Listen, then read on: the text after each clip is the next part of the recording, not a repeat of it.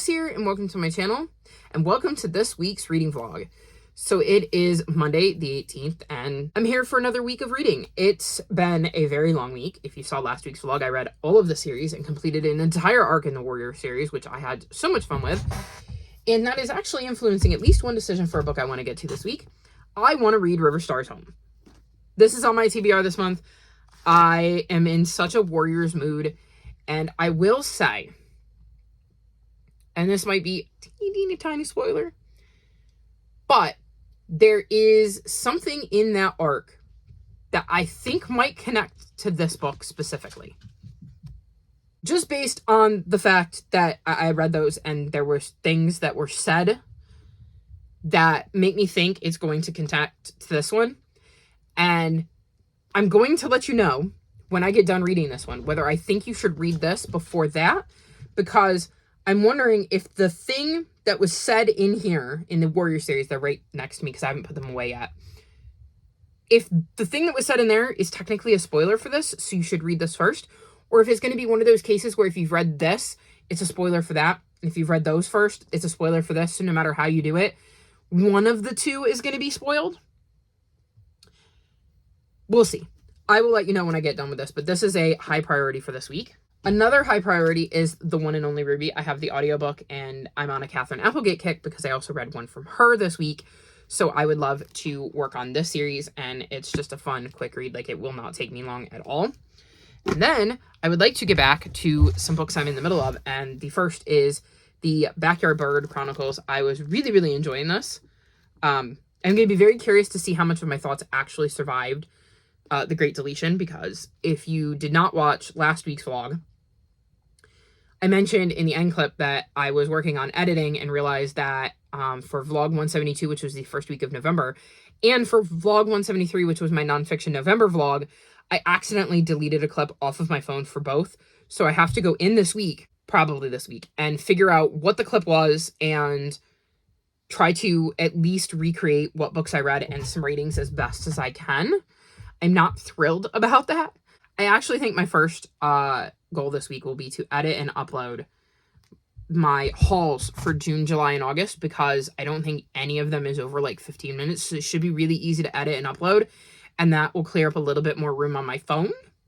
So when I film these clips and try to backdate them, it'll be a little bit easier. So like maybe tomorrow I will spend time just tearing through the edit of those and getting them edited and uploaded and set to go out, so that I can then, hello, you're so helpful.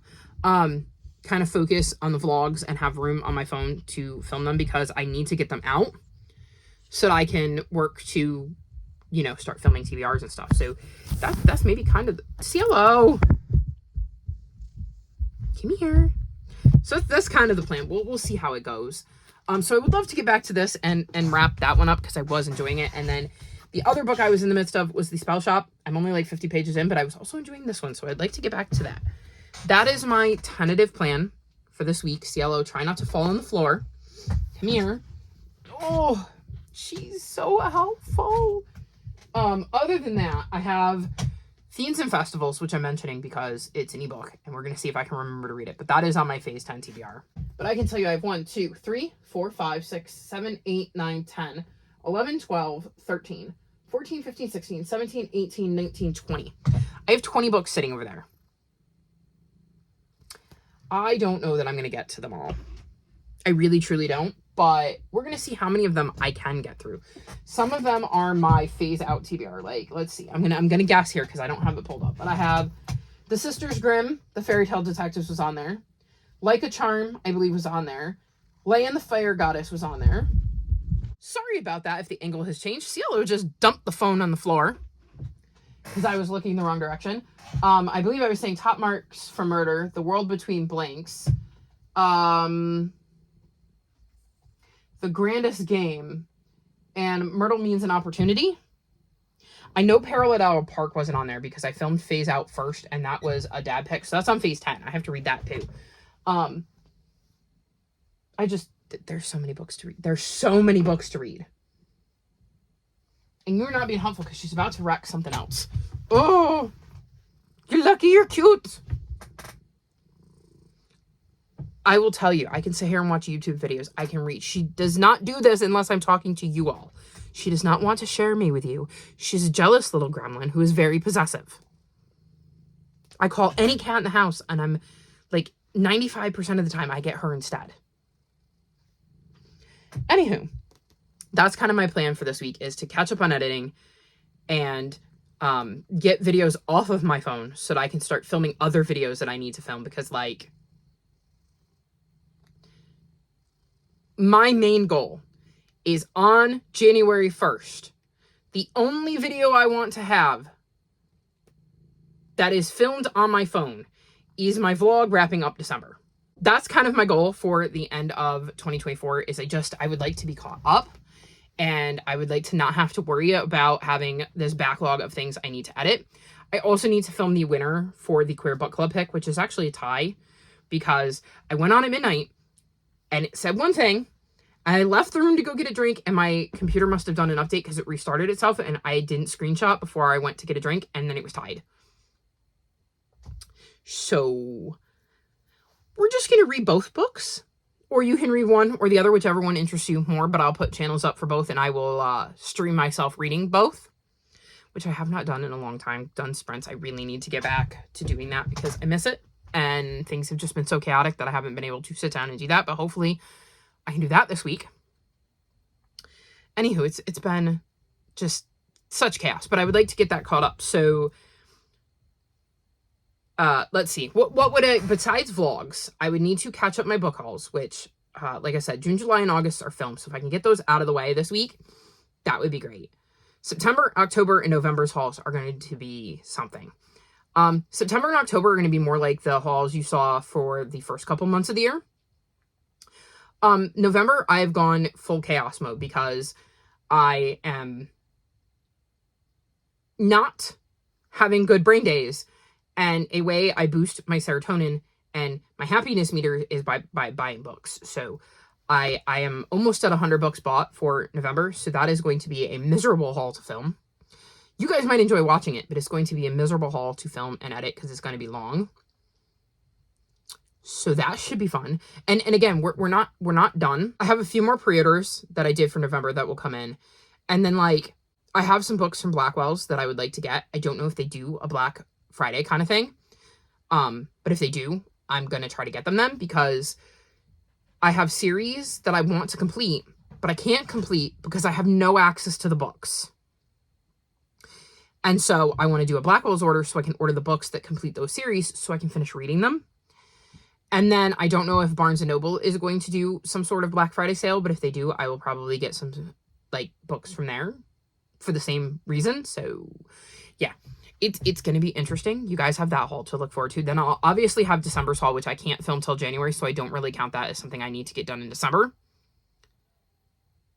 I might be able to, depending on pre-orders and stuff, because I don't think I'm planning on ordering books at the end of December, but who knows?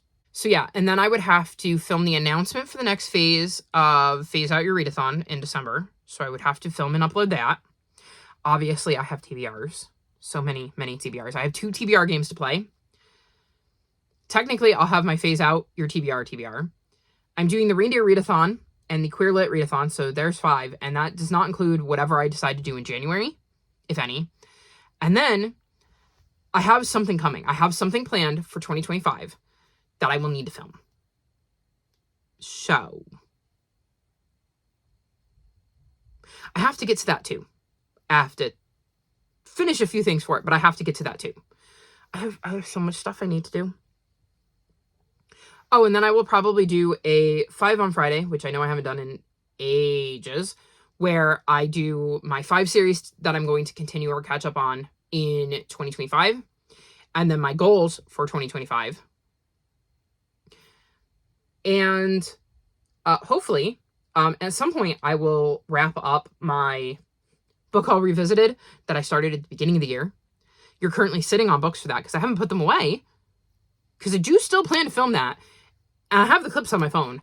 And then my 5-star predictions vlog that I was supposed to do, that I do still have clips on my phone, and the books are all still here. So we'll see. We will see how it goes. Anywho, I'm going to wrap this clip up because this is a very, very long clip, and I get the feeling that I'm going to have a very, very long vlog for this week because I get the feeling I'm going to read a lot. So yeah, I'll be back in a couple of days to check in, hopefully with some good news.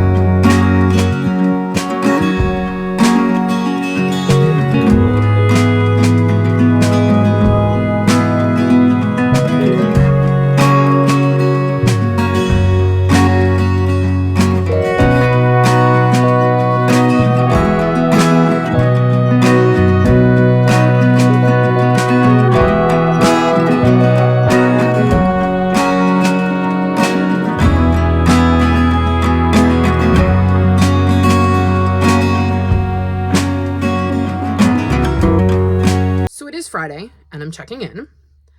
It's been a slower reading week, but I've had a lot going on. I swear November has been just chaos personified for me. I keep wanting to sprint and things keep happening that means I can't sprint. So whenever you're seeing this, no, it wasn't that I didn't want to be on sprints. It was chaos, and I've managed to get my June, July, and August hauls out. August went out today, so I'm caught up with what I've filmed, which means I can then focus on fixing the deleted scenes from vlogs 172 and 173 so I can get those out. So that's kind of the plan. Hopefully I can do that sooner rather than later, but it takes a lot of mental energy that I haven't had because I had a doctor's appointment this week, and y'all know how much I love going into buildings, especially ones where there might be germs. So that's been a little rough. Reading-wise, though, I'm currently in the middle of Fiends and Festivals, which is the second book in the Weary Dragon Inn series. I've read the first 2 chapters, so I don't have much to say. It follows Bev, who owns an inn and has amnesia. She doesn't remember anything before she showed up in this little town. And so she's kind of developed a life for herself in this town. And in the first one, there were sinkholes happening in the town, and she ended up being elected the person to go figure out what's going on with them. I don't know what she's going to be doing in this one, but I'm very curious. I liked the first book, so I'm excited to read the second one, and it's on my phase 10 TBR, so I kind of would like to get to it. The other book I'm currently in the midst of is The Briar Club. It's overdue from the library, so I'm trying to read it. That kind of made up most of my reading plans this week. So I'm on page 269, and this follows a group of women who live at Briarwood House, which is like a women's boarding house, and it's 1950, and we're kind of seeing their lives in this boarding house, and they're a very eclectic group of women. So it really kicks off when this woman, Grace, moves into a teeny tiny room upstairs. And that is kind of what kicks some of these events into motion, because she kind of brings them all together to form the Briar Club, where they have these like Thursday night meals together.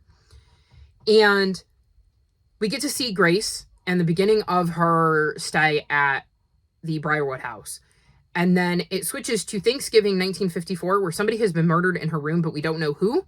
And we don't know who is still in the house. And we're finding out bits and pieces. And then the following chapter follows a different lady that lives at the house. And then we go back to 1954 when the murders happened. And then we follow a different person who lives in the house. So that's kind of how it's set up. And this feels very 3-star for me, like that 3-star range right now. But my thing is why do we keep looking at these women and what they were doing between the time Grace moved in and the murder? Why that particular time period? Why that particular person in that order? And how is it all going to come in together in the end? I think that's going to determine my final rating. It's intriguing enough that I want to keep going, even though it feels like it's probably going to be a 3-star. But I think it does have potential depending on how the ending wraps up to be a 4-star. So we'll see. This is very highly rated on Goodreads, and I do really like Kate Quinn. So I'm hoping that by the end, I understand the bigger picture and why we learned what we did in the order we learned it and those certain things, if that makes sense. So those are the 2 books I'm in the midst of. The first book I finished this week is You Should Be So Lucky. And I would hold it up, but my mom is currently reading it because it's overdue from the library. This is the sequel to We Could Be So Good. And I'm giving this 4.25 stars. So this follows Eddie, who is a baseball player who recently got traded to a team in New York and was not happy about it and basically said so on camera. So he's struggling with his new team because he had some not so great things to say. And then Mark, who's had a really, really rough year. He lost his partner who he couldn't be public with because obviously in the 1950s, if you're queer, you don't really promote that. And so he's struggling in his apartment that, you know, feels a little bit empty. And he's supposed to be a reporter, but he hasn't even really been doing that. And the owner of the paper ends up assigning him to write about Eddie, even though he is more of like an arts page kind of guy. And so he goes in to write about Eddie, and he and Eddie develop a relationship and a bond. And it's a struggle because Mark has refused to be anybody's secret again. And Eddie is kind of a major baseball player, so he can't exactly be open about his sexuality. And so we see how that develops throughout the book. And I really, really enjoyed this. I thought Mark and Eddie and their relationship was just beautiful. I love the way it kind of came together. I really like seeing both of their struggles separately, like the things that they were going through that were making things hard and how they kind of got brought together. I love a lot of the supporting cast we meet in this one. It's really interesting to see how they factor into the greater story. And I love the way Kat Sebastian writes historical romances. This is the fourth one I've read, and I've loved all four. So hopefully we'll continue to get more from her in the future because I've really, really enjoyed my time with them. They're a little bit spicier than I would like, which is why 4.25 instead of higher. But the actual romance part in this one I really, really loved, and the relationship building. So highly recommend the series if you haven't checked it out. Then I read River Stars Home, and I gave this 4.25 stars. So I had said that there was a thing in the latest arc that referenced what I thought was going to happen in here. And it does. And I'm not sure, had I read this first, if I would have picked up on that. But maybe. I think it is probably a minor spoiler if you've read the first arc to read this one then, because you know something. However, the biggest spoiler I would say is I wouldn't recommend reading this before the Dawn of the Clans arc, because Riverstar is involved in that, and there are a lot of spoilers for that series. I think you should definitely read that arc before you read this. But honestly, I think the best time to read this book is after you've read the Dawn of the Clans arc. That is when I would suggest you read it. Like, read it right along with that, because this is basically got a lot of Riverstar's point of view of events from the Dawn of the Clans arc. And I thought that was really, really interesting. And I think it would be interesting to see some of that, and like some of the characters that are mentioned would be fresher in your head if you read them like back to back. So that's where I suggest you read it.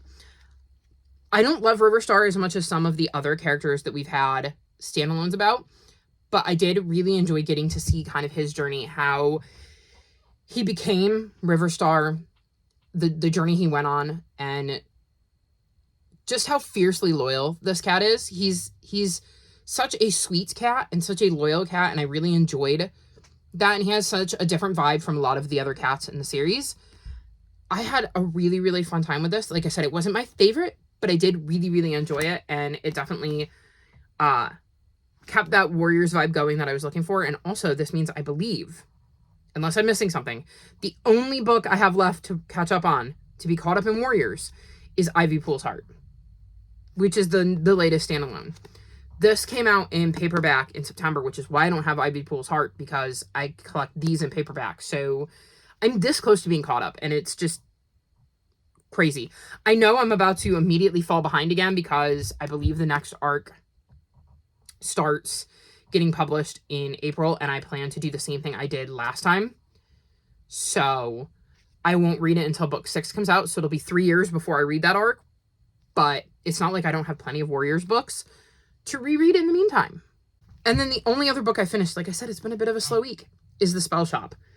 I gave this 5 stars. This is a cozy fantasy romance, and it follows a girl named Keela, who is working in Elysium as a library. A revolution is happening. The library gets set on fire, and she escapes with a bunch of crates of books and a sentient spider plant named Kaz, and ends up sailing for the only place she can think of to go, and that's where she was born and where she spent, I think, like the first 10 years of her life. So she goes back to this little island she grew up on.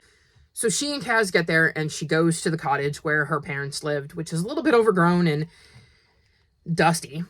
And unfortunately, a very handsome and nosy neighbor keeps kind of sticking his nose into things, and she's not supposed to have these spell books. But also she realizes the island is failing. It needs magic that it hasn't had. Sorcerers apparently haven't been coming to maintain things. So she realizes she might have some answers in the spell book, but it could be dangerous because you're not allowed to just do rogue magic. She also quickly realizes that she needs to find a way to make money, so she starts selling jams. So she's balancing this jam selling shop, which she used magic to help grow her, like, berries so that she can make jam, with trying to also sneakily help out the island without anybody finding out that she's doing spells. So we kind of see her journey there, and I loved this. This has everything I want in a cozy fantasy. Like, it gives me Legends and Lattes vibes. I did see somebody who had put up a review who said they didn't enjoy it because basically nothing happens.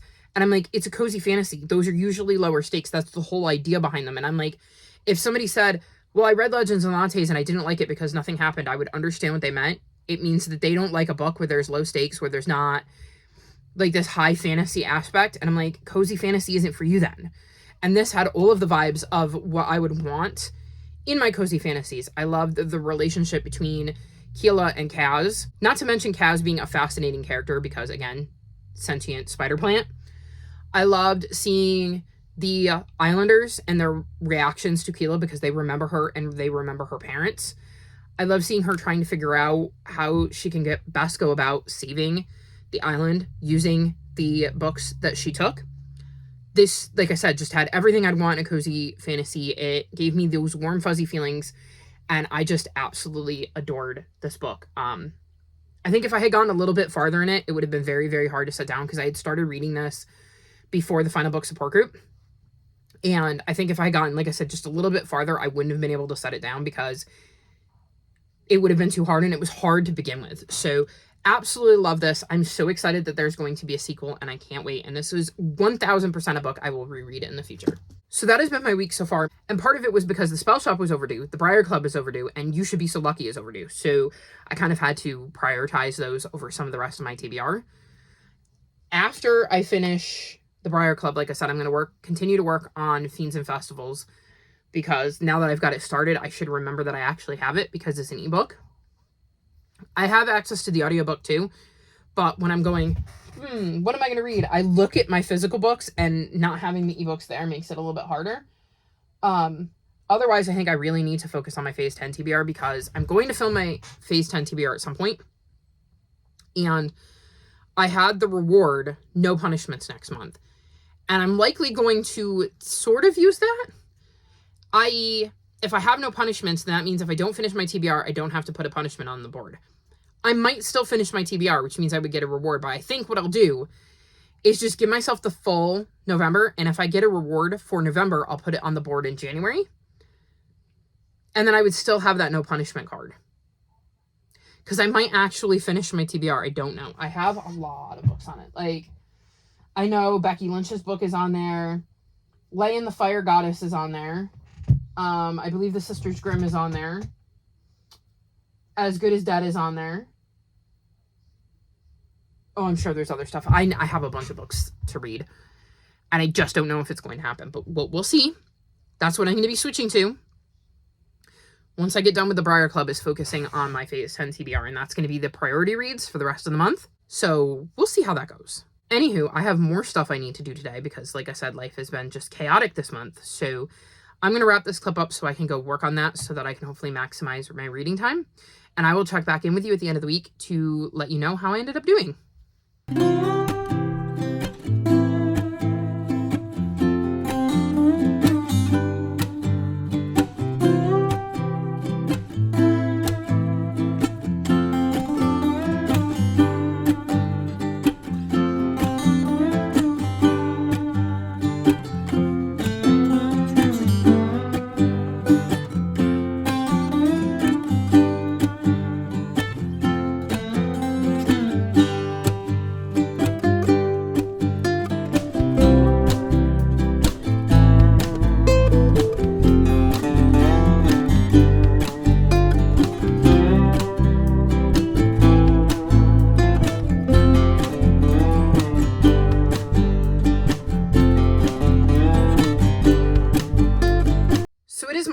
and it is time to wrap this vlog up.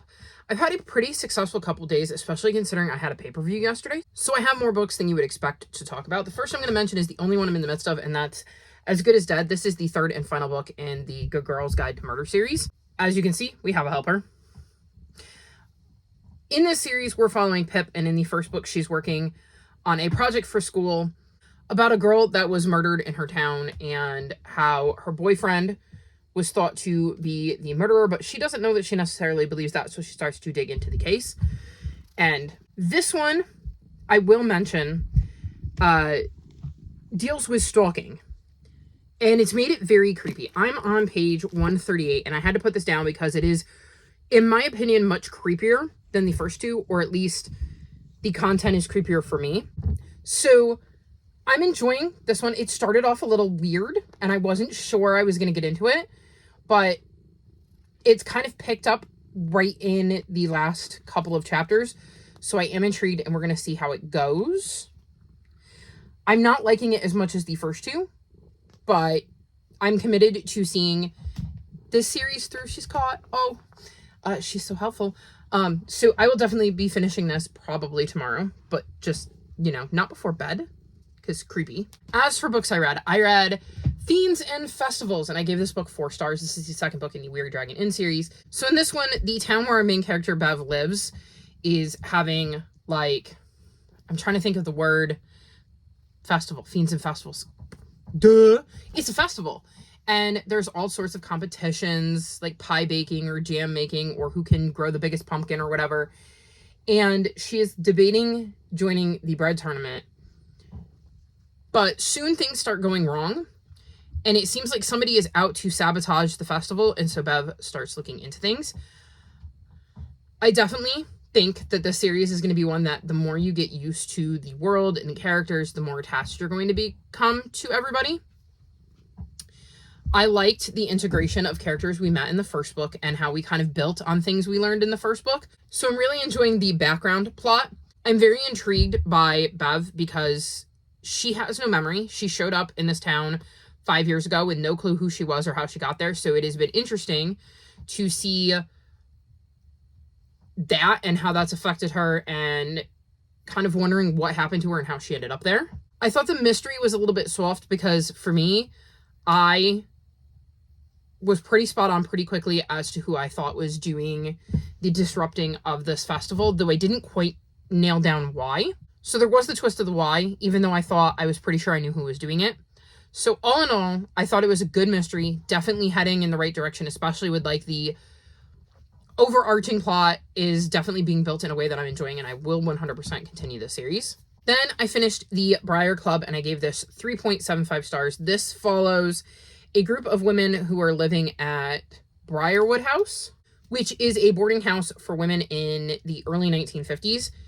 And we see Grace move into the house, and she's going to have a profound impact on the other women that are living there.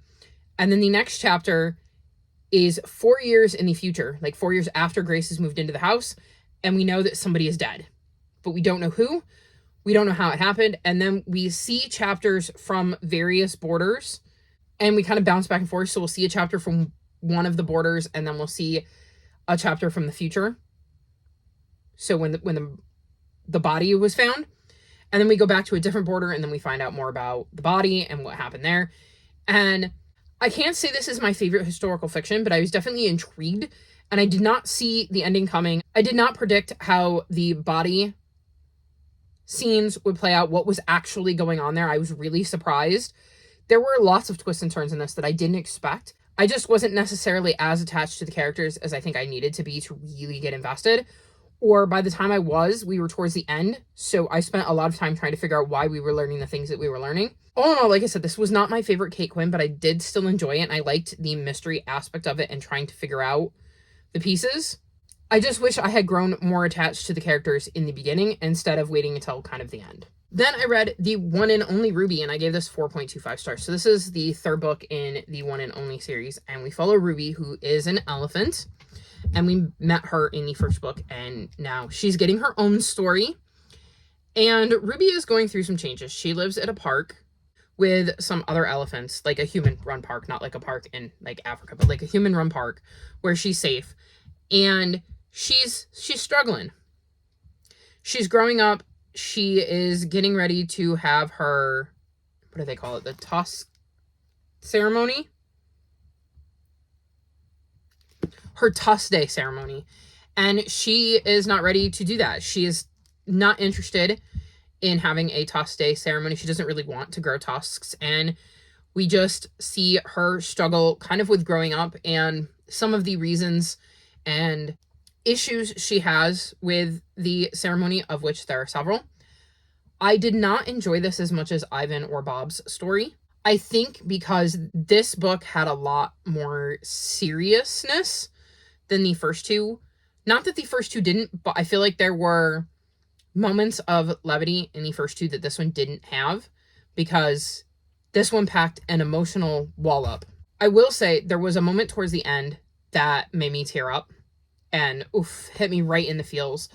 So I did definitely enjoy this. I'm very curious about the One and Only Family, which I'm hoping to get to in December so I can wrap the series up, because I've been waiting way too long. And at some point when the paperbacks come out of Ruby and Family, I will add them to my collection. But I still really, really enjoyed this, just not quite as much as the first two. Then I read Aggie Morton, Mystery Queen, Peril at Owl Park, and I gave this 4.25 stars. So this is the second book in the Aggie Morton series, and this follows Aggie, who is based on Agatha Christie. And in this one, she and her friend Hector, who is based on Hercule Poirot, go to her sister's house for Christmas, which is Owl Park. They bring along Aggie's grandma, and once there, her sister and her husband have a couple who are friends of theirs that are visiting. They invite a troupe of entertainers to put on a performance for everybody. Her almost cousin, or kind of cousin, Lucy, because I believe she's Aggie's sister's husband's cousin, is also there and is Aggie and Hector's age. And on Christmas Day, they wake up to find a body. Also happening at the same time is the couple who is friends of Aggie's sister brought a emerald with them that supposedly has a curse on it. So they're also dealing with the potential that this emerald maybe had something to do with the dead body. And of course, the suspicion is that it's somebody in the house. And I love those kinds of mysteries where it's like the odds are the killer is in the room. It's not quite closed door, because like the cops do end up turning up and they're not completely cut off from society, and even the press manages to get there, but it is definitely intimated throughout the book that you believe it is one of the people in the house. And I enjoyed this one better than the first one. So I'm really, really glad I continued on with this series. I wasn't sure I was going to, and then I said, I'll give it another book. I like the premise, and the mystery in the first one wasn't bad. And this one definitely held my attention much more, but I also love those kind of closed mysteries. I really enjoyed seeing Aggie and Hector kind of sleuth their way through things. I thought Lucy was an interesting addition to the crew. I liked getting to see the setting of Owl Park and how that kind of affected things. Again, that closed door, close-knit issue with this particular murder. I am very intrigued to see where this goes, because there is a bit of, again, a background plot that I'm curious about. And so I'm really, really enjoying this. I'm glad I picked it up. I'm glad my dad chose it. Even though it was not a book I wanted him to choose, because I would have rather he picked one of the two that were already on my TBR. But all things considered, I had a really, really good time with this and would definitely recommend it if you are into Agatha Christie and want to read a kind of story that's based sort of on her and her most famous detective. And I 100% will be continuing this series, hopefully again next month. Then I read Myrtle Means an Opportunity, and I gave this 3.75 stars. So this is the fifth and most recent, final, not sure, book in the Myrtle Hardcastle mystery series. And this follows Myrtle, who is a young girl who obviously solves mysteries. It's a historical fiction. And in this one, her governess finds out that she has a long-lost uncle she didn't know about, and he just left his castle in Scotland to her. And so she and Miss Judson, her governess, set off to check out the castle. And once they're there, they find out it's filled with ghost stories and is not in the greatest of shape. There is also a rumor going around that there's a lost treasure or brooch that is kind of cursed and may have been the cause of Miss Judson's uncle's death. And then a body turns up, and this one is a closed door mystery. they're on an island and they can't get off of it. So everybody's like, well, it has to be somebody who's here on the island because nobody can get on and off the island. And so we see Myrtle and Miss Judson try to figure out what is going on while staying one step ahead of somebody who has malicious intent. So I did not like this one as much as I like this one. They're very similar. You have a young sleuth in a historical setting at a house they've never been to, where somebody dies under suspicious circumstances, and you're pretty much assured it's somebody that you meet during the narrative. And I read them back to back, which maybe I would have enjoyed this more had I not just read one that I enjoyed more. That might have brought down my enjoyment of this one a little bit. I also, with this being book 5, I think I wasn't as invested in the characters we met. I wanted to be at Myrtle's house with the characters we already knew, besides Miss Judson, because all of the other characters were new.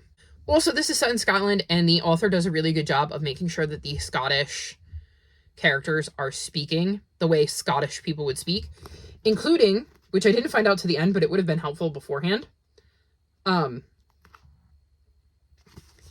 lexicon of Scottish words. So I had to kind of sometimes figure out what they were saying, because I don't know if you can see, but like some of the words are a little different. So sometimes my brain had to slow down and go, wait, what did they just say?